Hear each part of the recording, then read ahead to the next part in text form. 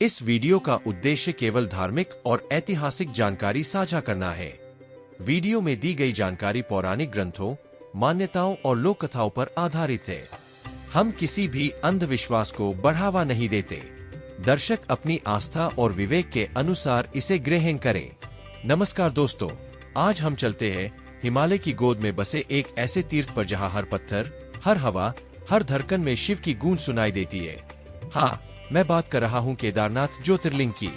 यह जगह सिर्फ एक शिव मंदिर नहीं, यह प्रेम, तपस्या और रहस्य का मिला जुला संसार है।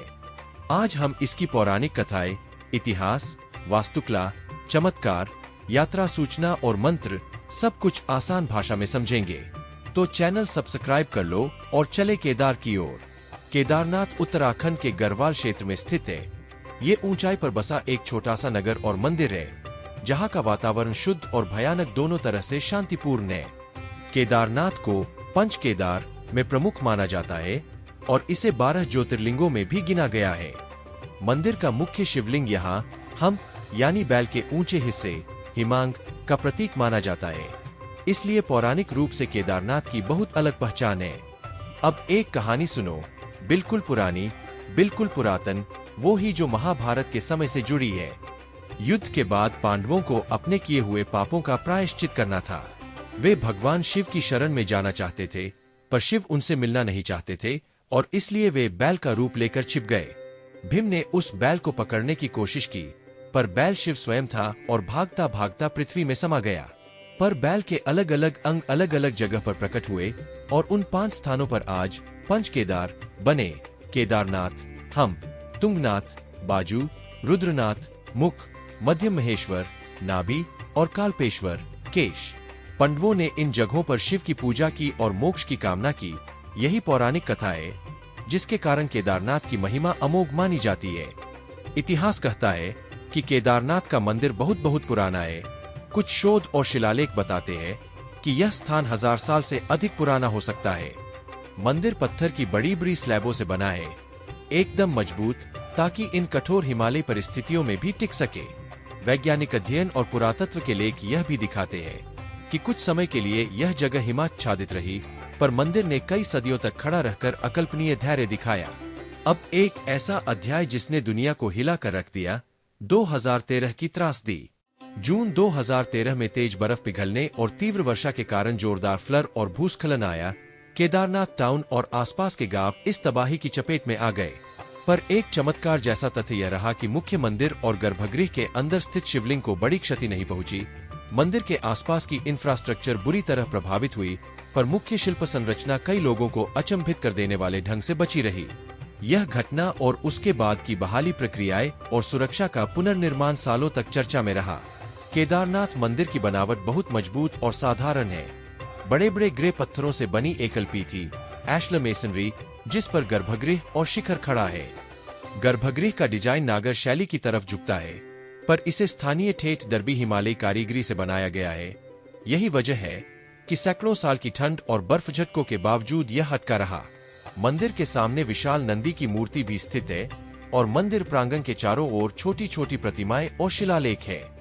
यहाँ की वास्तुकला किसी की कलात्मक और तकनीकी सूझबूझ को दिखाती है। केदारनाथ का आध्यात्मिक महत्व बहुत गहरा है। यहाँ आकर भक्तों को ऐसा अनुभव होता है कि वे मृत्यु और जीवन के रहस्यों के सबसे पास पहुँच गए हैं। और यही कारण है कि केदारनाथ को मोक्ष स्थलों में विशेष स्थान मिला है। पौराणिक मान्यताओं के अनुसार जो सच्चे मन से यहाँ प्रवचन, तप या ध्यान करता है, उसे आत्मिक शुद्धि और मुक्ति की उम्मीद मिलती है। यही बात हजारों लाखों भक्तों को प्रत्येक मौसम में यहाँ खींच लाती है। केदारनाथ से जुड़ी बहुत सी लोक कथाएं हैं। कुछ भक्त बताते हैं कि मंदिर के पास रात में एक अलग तरह की ठंडी ऊर्जा है। कुछ का कहना है कि 2013 के बाद भी कई लोगों ने मंदिर को सुरक्षित पाकर उसे चमत्कार मान लिया।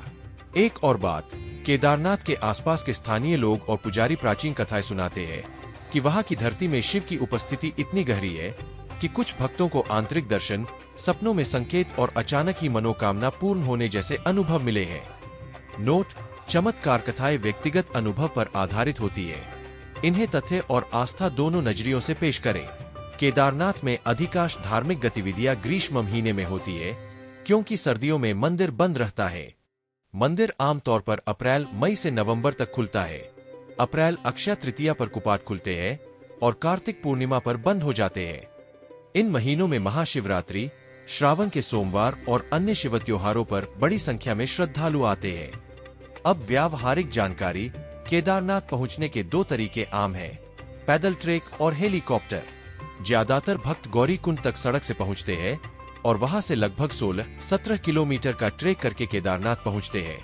ट्रेक का रास्ता पहाड़ी और चुनौतीपूर्ण है। कुछ लोग हेलीकॉप्टर सर्विस लेते हैं, जो आसान तेज है पर महंगा भी होता है। दर्शन से पहले कुछ बातें। 1. मंदिर सर्दियों में बंद रहता है, इसलिए यात्रा की योजना मौसम के हिसाब से बनाओ। 2. गर्भगृह का पारंपरिक दर्शन सरल और शांतिपूर्ण होता है। यहाँ पंचामृत या दूध अभिषेक सामान्य है।